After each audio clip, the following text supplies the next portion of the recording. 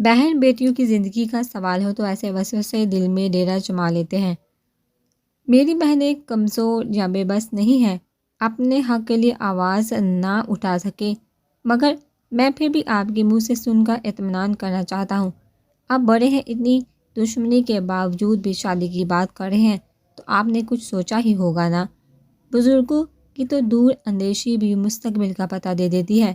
آپ نے بھی تو کچھ دیکھ کر ہی یہ فیصلہ کیا ہوگا، اور ویسے بھی میں نہیں چاہتا کہ اس دشمنی کو ختم کرنے کے لیے میں اپنی بہنوں کو ڈال بناؤں۔ میں نہیں چاہتا کہ کوئی بھی فیصلہ جلد بازی میں ہو کہ اس کا انجام پر ہمیں پچھتانا پڑے۔ اپنی کوہنیاں گھٹنوں پر رکھ کر آگے کو جھکتے سنجیدہ چہرے مگر مسکراتی آنکھوں سے استفسار کیا تو داجی کا قہقہ بے ساختہ تھا۔ ٹھیک سمجھے ہو برہودار، میری دور اندیشی مستقبل دیکھ چکی ہے، مگر میں مستقبل کے علاوہ تمہیں حال کا چھپا ہوا راز بتاتا ہوں۔ میرے دونوں پوتے بہت محبت کرتے ہیں تمہاری بہنوں سے۔ میں یہ فیصلہ نہ لیتا تو وہ شاید ساری زندگی خود سے نہ کہتے، مگر نہ وہ خود کبھی کہتے اور نہ ان بچوں کو کسی اور کے ہونے دیتے۔ ہم نے دنیا دیکھی ہے اور یہ ہمارے ہی ہاتھوں میں پل کر بڑے ہونے والے سمجھتے ہیں کہ ہم سے چھپا لیں گے۔ رہی بات پچھتانے کی تو تم فکر نہ کرو برہان شاہ، میرے ہوتے دنیا کی ساری خوشیاں تمہاری بہنوں کے قدموں میں لا کر ڈھیر کر دیں گے۔ اگر میں نہ بھی رہوں، تم جب بھی اپنی بہنوں کو خوش دیکھا مجھے ضرور یاد کرو گے۔ ولی خان نے مدم کہا تو بہرام شاہ کے منہ چو تلے نابی ہونٹوں پر تبسم بکھر گیا۔ سب کے حلیمہ بیگم نے اپنی نم ہوتی آنکھوں کو دوپٹے کے پلو سے صاف کر کے ملازمہ کو کھانا کھانے کا اشارہ کیا۔ اللہ آپ کو سلامت رکھے، میری دعا ہے کہ آپ خود انہیں ایک ساتھ خوش دیکھا مجھ سے کہیں کہ دیکھو بہرام شاہ، میں نے کہا تھا نا، اور آج دیکھ لو میرا فیصلہ کس قدر سچ ہوا ہے۔ بہرام شاہ نے صوفے کے بوجھ سے سر ٹکاتے مسرور لہجے میں کہہ رہا ہے کہ لاؤنج میں نظر گھماتے ارمغان خان کو دیکھا جو جب سے آیا تھا بے چین نظر آ رہا تھا، اپنی دائیں ٹانگ کو مسلسل ہلاتا ارد گرد متلاشی نگاہوں کو گھما رہا تھا۔ آپ لوگ باتیں کریں، میں ذرا ارمغان خان کو حویلی دکھا کر لاتا ہوں۔ بہرام شاہ کے سنجیدہ لہجے پر ارمغان خان نے گڑبڑا کر اسے دیکھا۔ ابھی وہ کوئی بہانہ بنا پاتا، اس سے پہلے ہی بہرام اسے بازو سے تھام کر ڈائننگ روم سے نکلتا، لاؤنج سے گزر کر حویلی کی راہداریوں سے ہوتا، حویلی کے اندرونی حصے سے نکل کر بیک سائڈ پر بنے گرین ہاؤس میں داخل ہوا، جہاں آف وائٹ کلر کے 3 سنگل صوفے جن پر لائٹ پیرٹ اور اورنج کمبینیشن کے کشنز پڑے تھے۔ صوفے کے درمیان آف وائٹ کی ٹیبل موجود ہے، ٹیبل پر رکھے واس میں گرین ہاؤس میں لگے خوبصورت پھولوں کو توڑ کر سجایا گیا تھا۔ سب کے دائیں جانب بیلوں سے چھپی دیوار کے آگے رنگ برنگے پنجوں میں خوبصورت طوطے قید تھے۔ سب کے درمیان میں دائرے کی شکل کا بنا فاؤنٹین اس کی خوبصورتی میں 4 چاند لگا رہا تھا۔ نظر فاؤنٹین سے ہوتے سامنے بنے بڑے پنجے پر گئی، جہاں شیر اپنی فیملی کے ساتھ بیٹھا گڑ کر ارمغان خان کو دیکھ رہا تھا۔ ایسا کیا کھو گیا تھا ارمغان خان جسے تم اتنی بے چینی سے تلاش کر رہے تھے؟ بہرام شاہ کے ہاتھ کو اپنے کندھے پر محسوس کر ارمغان خان نے سنجیدہ نظروں سے بہرام شاہ کو دیکھا۔ ابھی ایسا وقت نہیں ہے کہ ارمغان خان سے اس کا کچھ کھو جائے۔ اگر کبھی ایسا ہوا بھی بہرام لالا تو تب میں ہاتھ پہ ہاتھ دھرے بیٹھوں گا نہیں، بلکہ پوری دنیا الٹ کر رکھ دوں گا۔ ویسے تو ایسی نوبت کبھی نہیں آئے گی کہ ارمغان خان سے کچھ کھو جائے، کیونکہ ارمغان خان اپنی چیزوں اور لوگوں کی حفاظت کرنا بہت اچھے سے جانتا ہے۔ سنجیدہ لہجے میں کہہ کر بہرام کا ہاتھ اپنے کندھے سے ہٹا کر صوفے پر جا کر بیٹھ گیا۔ امپریسو، مجھے تو لگتا ہے صرف زرغام خان میں ہی اتنا حوصلہ ہے کہ دشمن کے علاقے میں اس کی آنکھوں میں آنکھیں ڈال کر اسے للکار سکے، مگر چھوٹے لڑکے تم بھی کام نہیں۔ ارمغان خان کے سامنے بیٹھتے مسکرا کر کہا تو ارمغان خان کے ہونٹوں پر بھی تبسم بکھر گیا۔ بندے کا جگرا مضبوط ہونا چاہیے، پھر کیا دشمن کا علاقہ، کیا سرحد۔ ارمغان خان نے سر جھٹک کر کندھے اچکا کر کہا تو بہرام شاہ نے سمجھنے کے انداز میں سر ہلایا۔ ویسے بھی آپ کون سا اب سے دشمن رہیں گے، میرے بھائی کے ہونے والا سالہ جی ہیں، میری بابیوں کے بھائی، ویسے بھی عمر میں بڑے، آپ کی عزت تو مجھ پر فرض ہے۔ مگر عزت تب تک جب تک آپ میری بابیوں کے بھائی اور میرے بھائیوں کے سالہ بن کر رہیں گے۔ مگر کبھی جو آپ نے سالہ گیری کر کے کوئی چال چلنے کی کوشش کی تو یاد رکھیے گا، میں تو فارغ بندہ ہوں، اور اپنے فارغ وقت میں لوگوں کے دماغ سیٹ اور حالت خراب کرنا میرا شوق ہے، اور پھر شوق کا تو کوئی مول نہیں، اور ویسے بھی مول ڈالنا خان کی شان کے خلاف ہے۔ کرتے کی جیب سے ببل نکال کر ایک بہرام کی طرف اچھالتے اور ایک اپنے منہ میں ڈالتے چہرے پابندی ہیزی مسکرا لیا آنکھ دبا کر کہا، تو ارمغان خان کی اس حرکت پر بہرام شاہ کا دلکش کہکا ٹھنڈی پرسکون فضا میں گونجا۔ تم بھی جب تک میری بہنوں کے اچھے دیور بن کے رہو گے اور تمہارے بھائی اچھے ہو تب تک تم بھی مجھے چھوٹے بھائیوں جیسے ہو، ورنہ دوسری صورت میں بندہ سٹ کرنا کیا، اس کے انجر پنجر کو توڑ مروڑ کر اپنی مرضی کی شکل میں ڈالنا بھی اچھے سے جانتا ہوں۔ اور رہی مول کی بات، میری بہنیں بہت انمول ہیں، ان کا بے مول ہونا بہرام شاہ کو کسی صورت قبول نہیں۔ اگر ان کے ساتھ کسی بھی طرح کا برا سلوک ہوا تو ایسا مول ڈالوں گا کہ ردی کے باؤ بھی کوئی نہیں خریدے گا، سمجھ آئی چھوٹے خان؟ سرد سپاٹ لہجے میں جواب دیتے اٹھ کر ارمغان خان کے قریب کھڑے ہو کر اپنے دائیں ہاتھ سے ارمغان خان کے بال بگاڑے تو ارمغان خان نے بہرام شاہ کے طرز کے تی ڈبو ڈبو کا مارنے پر گہری سانس فضا کے سپرد کر کے سرس بات میں ہلایا۔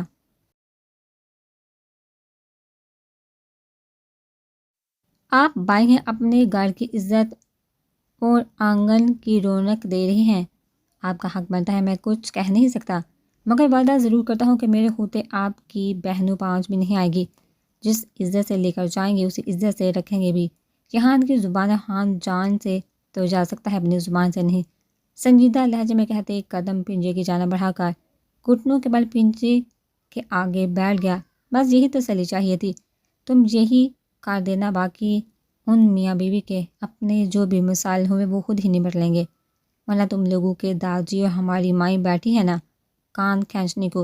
ارمغان خان کے ساتھ ہی زمین پر بیٹھے پنجرے میں بنی لوہے کی سلاحوں سے ہاتھ اندر کر کے شیر کے سر پر ہاتھ پھیرتے جواب دیے تو ارمغان خان نے سر اس بات میں ہلایا، کچھ سال پہلے شکار کے لیے گیا تھا تو یہ زخمی حال میں ملا، تب واپسی کے لیے نکل رہا تھا، میں تو اسے 20 سال لیا، پھر خوریا اور سلوا کے کہنے پر اسے یہی رکھ لیا، تھوڑا ٹھیک ہوا تو انہیں شیر کے بچے چاہیے تھے، پھر بچوں کے چکر میں شیر کے لیے بیوی بھی پالنی پڑی اور اب بچے بھی آگے رونق لگانے۔ بہرام شاہ کے بتانے پر سلوا شاہ کے ذکر پر ارمغان خان کا دل بے ساختہ دھڑکا، سر ہلانے پر اکتفا کیا اور اٹھ کھڑا ہوا، چلیے پھر بعد میں ہوتی ہے ملاقات، عصر کا وقت بھی ہو گیا ہے، داجی گر نماز نہیں پڑھتے، اگر وقت گزر گیا تو میری شامت آ جانی ہے۔ گھڑی پر وقت دیکھتے ہوئے کہا تو بہرام شاہ نے بھی قدم اندر کی جانب بڑھائے، میں بھی مسجد کے لیے نکل رہا ہوں، 5 منٹ انتظار کرنا، میں آتا ہوں۔ ارمغان خان کو ڈائننگ روم کے دروازے کے باہر چھوڑتے کہا تو ارمغان خان سر ہلا کر اندر داخل ہو گیا، جبکہ بہرام موبائل پر کسی کو کال ملاتے اپنے کمرے میں چلا گیا۔ جی کہیے ماں جی، کیا کہنا تھا آپ نے؟ پلوش شاہ نے سر پر لیے دوپٹے کو ٹھیک کرتے نرم لہجے میں پوچھا تو مقدس بیگم نے بغور اپنی بیٹی کے معصوم چہرے کو دیکھا، موٹی نیلیا کی چھوٹی سی ناک، بڑے بڑے گلابی گال، گلاب کی پنکھڑیوں جیسے چھوٹے سے نرم ہونٹ، خوبصورت پٹھانے نقوش والے چہرے کے گرد جھولتی چاک براؤن بالوں کی آوارہ لٹیں جو چاند سے چہرے کا احاطہ کیے ہوئے تھی، چہرے کی معصومیت اور آنکھوں کی چمک دیکھ انسان یہ سوچنے پر مجبور ہو جاتا تھا کہ وہ کسی اور دنیا کی شہزادی تو نہیں جو راستہ بھٹک کر یہاں آ گئی۔ کبھی کبھی تو مقدس بیگم کو بھی شک گزرتا تھا کہ ان کی بیٹی اس قدر معصوم اور بیوقوف کیسے ہو سکتی ہے۔ انہیں نہ زرگام خان سے محبت تھی، نہ ہی پرویز شاہ خان سے، انہیں صرف اس عیش و عشرت والی زندگی سے محبت تھی، اس دولت اور شان شوکت کا ہوس تھی۔ اولاد ہونے کے باوجود، خوبصورت بیوی ہونے کے باوجود ان کے شوہر نے دوسری شادی کر لی، اور یہی بات ان کے دل میں اپنے بچوں کے لیے نفرت پیدا کر گئی، جس کا اظہار کبھی انہوں نے لفظوں سے تو نہیں کیا، مگر ہر وہ چال چلی جس سے وہ اپنے شوہر کی بے وفائی کا بدلہ اس کی اولاد سے لے سکے، اور آخر میں یہ ساری دولت ان کے ہاتھ میں جائے۔ یہاں بیٹھو اور میری بات غور سے سنو، پلوشہ کا ہاتھ تھام کر بیڈ پر اپنے قریب بٹھاتے ہوئے کہا تو پلوشہ نے ناسمجھی کی کیفیت میں مقدس بیگم کو دیکھا، تم جانتی تو ہو کہ تمہارے دادا آج تمہارے بھائیوں کی شادی کی تاریخ لینے گئے ہیں۔ مقدس بیگم کی تمہید مارنے پر پلوشہ نے اپنی موٹی موٹی آنکھوں میں نہ سمجھی لیو نے دیکھا۔ میں اس رشتے کے خلاف نہیں تھی اور تم بھی تو جانتے ہو کہ یہ ہان دشمنی میں کس حد تک جا سکتے ہیں۔ یہ شادی دشمنی ختم کرنے کے لیے نہیں بلکہ حدائق شاہ کی بہنوں سے بدلہ لینے کے لیے ہے۔ انہیں یہاں لا کر ان پر ظلم کرنے کے لیے، شاہوں کی عزتوں کو رونے کے لیے سب کر رہے ہیں۔ ورنہ تم بتاؤ، جتنا تمہارا لالا نفرت کرتا تھا قیدے سے، وہ کیوں اتنی آسانی سے مان گیا؟ میرے انکار کی وجہ بھی یہی تھی۔ میں نہیں چاہتی تھی کہ ان معصوم بچوں کے ساتھ کوئی ظلم ہو، مگر یہاں مجھے سمجھتا ہی کون ہے؟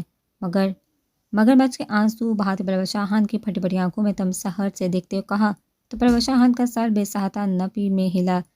نہیں ماں جی، آپ کو غلط فہمی ہوئی ہوگی، لالا نے خود رضامندی دی ہے۔ میرے سامنے بھی ہاں کہا۔ وہ خوش ہیں؟ پروشا کو سمجھ نہیں آتا کہ وہ کیسے اپنی بات کہے۔ اس نے اپنے بھائیوں کی آنکھوں میں محبت اور خوشی کے ملے جلے تاثرات کو دیکھا کہا، ہاں وہ عقیدت سے نفرت کا اظہار کرتا تھا، مگر نہ اس کے لفظوں میں حقارت ہوتی تھی نہ آنکھوں میں، اور نہ ہی وہ کسی اور کے منہ سے عقیدت کے خلاف ایک لفظ سے سنتا تھا۔ وہ تو عقیدت کا نام کسی اور کے منہ سے سن کر مرنے مارنے پا جاتا تھا۔ وہ ایسا کیسے کر سکتا تھا؟ تم بہت بولی ہو، یہ سب چال ہے، ورنہ تم بھی تو حدائق شاہ کی مانگو۔ تمہاری شادی کی بات کیوں نہیں کی؟ ان سب نے جال بنا ہے، عقیدت اور حریہ کو بیاہ کر لانے کے بعد حدائق شاہ کو مروانے کا۔ اگر اس نے تمہارا نام بھی لیا تو تمہارے بھائی سے اسے چیر کر رکھ دیں گے، اسی لیے تو حدائق کے آنے سے پہلے شادی کر رہے ہیں۔ نہ اس سے رابطہ ہو رہا ہے اور ان لوگوں کو بہانہ مل گیا۔ اس کی لا علمی میں بہنوں کی شادی اور تمہارے نام لینے پر حدائق شاہ کا قتل۔ مقدس بیگم کے ایک ایک لفظ پر پروش شاہ کو اپنی جان نکلتی محسوس ہو رہی تھی۔ آنسو لڑیوں کی مانند رخسار پر بہہ رہے تھے، نیلی آنکھوں میں سرخی مائل ہونے لگی، ہونٹ پوری طرح سے کچھ کہنے کی چاہ میں پھڑپڑانے لگے۔ نہیں ماں، پلیز روک لے لالا کو، کہیں نہ مارے میرے حدائق کو۔ وہ تو مجھے بھول بھی گئے ہوں گے، میں تو یاد بھی نہیں ہوں گی، وہ نہیں لے گے میرا نام، بس لالا کو روک دیں۔ پیر سے نیچے اتر کر مقدس بیگم کے قدموں میں بیٹھ کھینچ کے اسے روتے ہوئے التجائیہ لہجے میں کہا تھا۔ مقدس بیگم کے ہونٹ پر طنزیہ مسکراہٹ رنگ گئی۔ ہاں میری بچی، میں جانتی ہوں ماں ہو کر کیسے بچی کے دل کا حال سے نا واقف ہوں، مگر یہ سب بہت ظالم ہے۔ حدائق شاہ باہر رہنے والا مرد ہے، اور باہر والے مرد جتنے عیاش باہر ہوتے اتنے ہی غیرت مند اپنے گھر کی چار دیواری میں بنتے ہیں۔ اپنی منگ میں اپنے نام سے جڑی عورت کو مار تو سکتے ہیں مگر چھوڑ نہیں سکتے۔ وہ تمہارا مطالبہ ضرور کرے گا۔ اگر تم سچ میں حدائق شاہ کو چاہتی ہو، اس کی زندگی بچانا چاہتی ہو، تو تمہیں وہ کرنا ہوگا جو میں کہوں گی، اپنی زبان پر قائم رہنا ہوگا۔ پھر نہ حدائق شاہ تمہیں مانگ سکے گا اور نہ تمہارے لالا لوگ اسے کچھ کہہ سکیں گے۔ بولو، مانو گی نہ میری بات؟ اپنے حدائق شاہ کو بچانے کے لیے لہجے میں ہمدردی سے پروش شاہ خان کی دکھتی رقبہ ہاتھ رکھا تو وہ بیچاری پھر بھی اپنی نا سسکیوں سے روتے سر اس بات میں ہلا تو مقدس بیگم کے ہونٹ پر زہر خواندہ مسکراہٹ رنگ گئی۔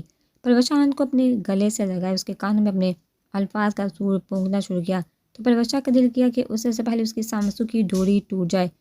جس شخص کو نہ دیکھا تھا نہ جانا تھا، بس بے پناہ بغیر کسی غرض کے چاہا تھا، جس کے ساتھ کے خواب دن رات دیکھے، ہاں یہ سچ تک پروش شاہ خان کی معصوم محبت اس کے خوابوں کی دنیا میں ہی دم توڑنے والی تھی۔ اسے حدائق شاہ کا سار حقیقت کا روپ نہیں دینے والا تھا۔ پروش شاہ خان کی معصوم محبت خوابوں کو بھول بھلیوں میں بھٹکتی حقیقت کا راستہ تلاش کرتی وہی تھک ہار کر دم توڑنے والی تھی۔ نائٹ کلب میں تیز میوزک کی آواز گونج رہی تھی، رنگ برنگی لائٹس اور ماحول میں پھیلی دل فریب خوشبو فضا کو فضوہز بنا رہی تھی۔ وہاں موجود جوان لڑکے اور لڑکیاں نشے میں چور بہہ کے قدموں سے درمیان میں بنے اسٹیج پر ڈانس کرنے میں مصروف تھے۔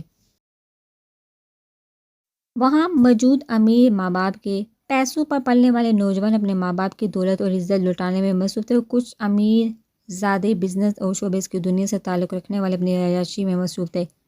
کاؤنٹر کے دائیں جانب اوپر جاتی سیڑھی کے قریب دائیں جانب کونے میں موجود صوفے پر ایک شخص سپاہ چہرہ لی ان جگمگاتی روشنیوں میں نظر آتے چہروں کو دیکھ رہا تھا۔ ہم جہاں انجوائے کرنے آئے تھے شاہ، تو تم ہمیشہ کی طرح یوں اکیلے بیٹھے ہو۔ دیٹس ناٹ فیئر یار، تم ہر بار آ تو جاتے ہو مگر ہم سب کے ساتھ ہوتے ہوئے بھی رہتے تنہا ہی ہو۔ شہباز لاشاری نے سر جھٹکتے شراب کا گلاس ہونٹوں سے لگاتے ہوئے کہا تو صوفے کی پشت پر اپنے دونوں ہاتھ لگائے مسٹرڈ کلر کی شرٹ پر براؤن پینٹ اور براؤن سی لانگ کوٹ پہنے، اپنی گہری رات سی پر اسرار سے آنکھوں میں وحشت لیے سامنے موجود شخص کو ناگوار نظر سے دیکھا۔ تمہیں پتہ ہے انسان سب سے زیادہ آزاد کہاں ہوتا ہے؟ بلاج شاہ کے سرد سپر لہجے پر شہباز لاشاری نے پور سوچ لہجے میں اسے دیکھا۔ اپنے ملک میں یا اپنے گھر میں کندھے اچکا کر جواب دیا تو بلاج شاہ کے ہونٹ پر طنزیہ مسکراہٹ نہیں۔ انسان سب سے زیادہ آزاد اپنی تنہائی میں ہوتا ہے۔ تنہائی سے زیادہ آزادی انسان کو کہیں نہیں مل سکتی۔ تنہائی آپ کو اپنے اصل سے ملوا دیتی ہے۔ کوئی نیک اعمال والا بندہ ہو تو اسے رب سے ملوا دیتی ہے۔ ہم تو ٹھہرے گناہگار آج تک سے وہ خود سے ہی مل سکے ہیں۔ تنہائی آپ پر آگاہی کے در کھول دیتی ہے۔ آپ وہ بھی جاننے لگتے ہیں جو کبھی سوچا بھی نہیں ہوتا۔ تنہائی کو آپ اپنی پسند میں ڈال سکتے ہیں۔ تنہائی آپ کے اندر موجود سب ڈر اور وسوسوں کو نکال پھینکتی ہے۔ تنہائی میں کسی کے کھو جانے کا ڈر نہیں ہوتا۔ آپ ہوتے ہیں اور آپ کے ساتھ آپ کی تنہائی جو آپ کی پابند ہوتی ہے، آپ کی مرضی کے بغیر آپ کو چھوڑ نہیں سکتی۔ ٹھٹھرے لہجے میں کہتے، لائٹر کا شعلہ جلا کر ہونٹوں میں سکار رکھ کر سلگایا تو شہباز لاشاری کے ہونٹوں پر مسکراہٹ گئی۔ تم باتیں بہت گہری کرتے ہو اور اسی گہرائی سے دلوں میں اتر جاتے ہو، اسی لیے دل کمینہ کتو والی کروا کر بھی تمہارا ساتھ رہنے پر مجبور کرتا ہے۔ بلاج شاہ کے پیچھے تیز تیز قدم لیتے پارکنگ میں داخل ہوتے ہوئے کہا تو بلاج شاہ نے تعصب سے اپنا سر ہلایا۔ Excuse me, is it Bahram Shah? Oh my goodness, میں کب سے آپ سے ملنا چاہتی تھی۔ شراب سے دھت لڑکھڑاتے قدموں سے اپنی جانب آتے لڑکی کو دیکھ بلاج شاہ نے ناگواری سے نظروں کا رخ پھیرا۔ وہ دونوں بھائی جوڑواں نہ ہونے کے باوجود بھی اس قدر مشابہت رکھتے تھے کہ کوئی اگر پہلی بار دیکھتا تو انہیں جوڑواں ہی سمجھتا۔ اس لیے کبھی جو بلاج شاہ کی میٹنگ ہوتی تو بہرام شاہ اس کی جگہ چلا جاتا تو پہلی دوسری بار ملنے والے اسے پہچان نہ پاتے۔ تم اسے یہاں سے ہٹانے والے ہو یا میں اٹھا کر کسی گاڑی کے نیچے پھینک؟ لڑکی کی نازیبا ڈریسنگ دیکھ بلاج شاہ کا میٹر پل میں گھوما۔ پھنکارتے ہوئے اپنے پیچھے کھڑے شہباز لاشاری کو کہا تو وہ بیچارہ ہڑبڑا کر آگے بڑھا، مگر اس سے پہلے ہی وہ لڑکی ڈگمگاتے ہوئے بلاج شاہ کے قریب آتے اس کا کوٹ مٹھی میں دبو چکی تھی۔ کتنا ڈھونڈا میں نے مگر کہیں نہیں ملے، ایک جھلک دیکھی اور تب ابھی وہ لڑکی بات مکمل کرتی کہ بلاج شاہ نے اس کی گردن دبوچ کر اسے خود سے فاصلے پر کیا۔ بہرام شاہ نہیں، بے رحم شاہ ہوں میں۔ اب اگر میرے قریب آنے کی کوشش کی تو ٹکڑے ٹکڑے کر کے کتوں کے آگے ڈال دوں گا۔ حد میں رہو، اگر میرا میٹر گھوم گیا نا تمہارے ملک کی سرحد پر قبر بنوا کر زندہ دفن کر دوں گا۔ ایک ہی جھٹکے میں خود سے دور دھکیلتے اگرا کر کہا۔ ایک ہونہار نظر شہباز لاشاری کے ڈرے چہرے پر ڈال کے غلط نقاب اس لڑکی کی طرف دیکھ کے بغیر وہاں سے نکلتا چلا گیا۔ استنبول کے مشہور علاقے میں ایک لگژری اپارٹمنٹ کے ٹیرس پر کھڑا نظر ستاروں سے بڑے آسمان پر ٹکا بلاج شاہ اپنے سوچوں میں گم تھا۔ یک بستہ جلتی ٹھنڈی ہواؤں میں وہ شرٹ لیس بے حس و حرکت کھڑا تھا۔ آنکھوں کی سرخی میں پل پل اضافہ ہو رہا تھا۔ ضمیر بھی بڑی کتی چیز ہے، جب سویا رہے تو پرواہ تک نہیں کرتا کہ جس وجود کا وہ حصہ وہ انسان سے حیوان اور پھر شیطان بنتا جا رہا ہے، اور جب جاگتے تو چھوٹی چھوٹی غلطی پر بھی ناگ کی طرح ڈسنا شروع کر دیتا ہے۔ نہ رات کو سونے دیتا ہے، نہ دن چین کو لیٹنے دیتا ہے۔ انجانے میں ہوئی غلطیاں بھی گلے کا توق بن جاتی ہیں۔ آئینے میں عکس کی جگہ آپ کو آپ کے گناہوں اور غلطیوں کی جھلک دکھانا شروع کر دیتا ہے۔ تلخی سے مسکراتے آسمان سے نظر ہٹا کر سر جھٹکتے قدم پیچھے لیتے روم میں داخل ہو گیا۔ بلاج چائے آپ کی؟ ہوریا شاہ نے کپ کپاتے ہاتھوں سے چائے کا کپ اسٹڈی ٹیبل پر بیٹھے بلاج شاہ کی طرف بڑھاتے ہوئے کہا تو ہوریا کی آواز پر بلاج شاہ نے اپنے ہاتھ میں تھامے پین پر گرفت سخت کی گردن موڑ کر ہونہار نظر سے سر جھکائے کھڑی 15 سالہ ہوریا شاہ کو دیکھا، جو کپ کپاتے ہاتھوں میں چائے کا کپ پکڑے نظر جھکائے کھڑی تھی۔ اسکائی بلو فراک کو پہنے، گلے میں ہم رنگ دوپٹہ لیے، براؤن بالوں کو رف چوڑے میں لپیٹے، جس کے واڑہ لٹے چہرے کا احاطہ کیے ہوئے تھے، کرسٹل گرے جھکی آنکھوں میں ہوپ لیے مجرموں کی طرح سر جھکائے کھڑی تھی۔ میری ایک بات تمہیں سمجھ نہیں آتی؟ کتنی بار بکواس کر چکا ہوں، اپنی یہ شکل مجھے مت دکھایا کرو، اور کسی کی اجازت سے تم میرے روم میں داخل ہوئی ہو؟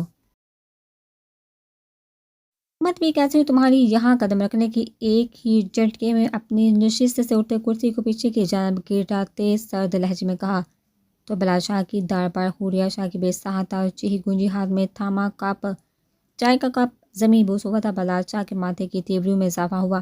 میں مطلب دروازہ کھلا ہوا تھا۔